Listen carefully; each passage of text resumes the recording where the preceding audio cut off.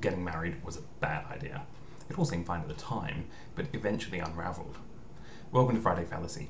This week we're looking at the historian's fallacy. The historian's fallacy is when we assume that people in the past had access to the same information that we have in the present.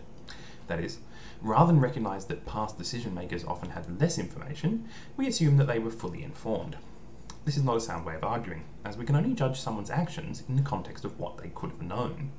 That Hitler's decision to invade Russia failed disastrously in no way means that it was a poor decision. That the D-Day landings at Normandy resulted in Allied successes in no way means it was a good decision. Some examples of the historian's fallacy. People in the Middle Ages were stupid. How could anyone have thought the world was flat? Those who were surprised by World War I missed all the obvious signs. You'll realise how stupid you were when you're burning in hell. Religious people willfully ignore all the evidence against them. Not all recognition of poor decisions are the historian's fallacy. People can, and often do, make poor decisions that don't account for all of the information that they have available to them. But in order to criticise someone's decision, it is first necessary to establish that the information that they had at the time did actually point to a better choice. Simply having turned out badly is not good evidence of a bad decision. For example, if I take a different route to work one day and get stuck in traffic, it would be tempting to conclude that my decision-making was bad. But if I had every reason to suspect that the new route would get me to work quicker, then it's hard to see how this could be anything but bad luck. Criticising people in the past for moral failings also need not be the historian's fallacy. Sometimes, when discussing immoral practices of the past, people will point out that the people of the time may not have been aware that what they were doing was immoral. This is a valid point and isn't the historian's fallacy.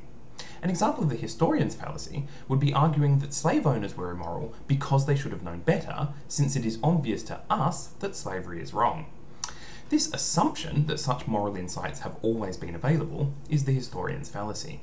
Of course, if it can be established that such moral insights were available, then such condemnation isn't the historian's fallacy. And even if they knew no better, it is still valid to criticise their actions as immoral, but not necessarily to criticise the quality of their choices. The historian's fallacy often occurs in the aftermath of tragedies, when we look to apportion blame. A common process is to ascribe some measure of blame to those who were responsible for preventing the tragedy and who failed to do so. But in doing so, we must always be careful to consider their decisions only in light of what they knew or could have known at the time.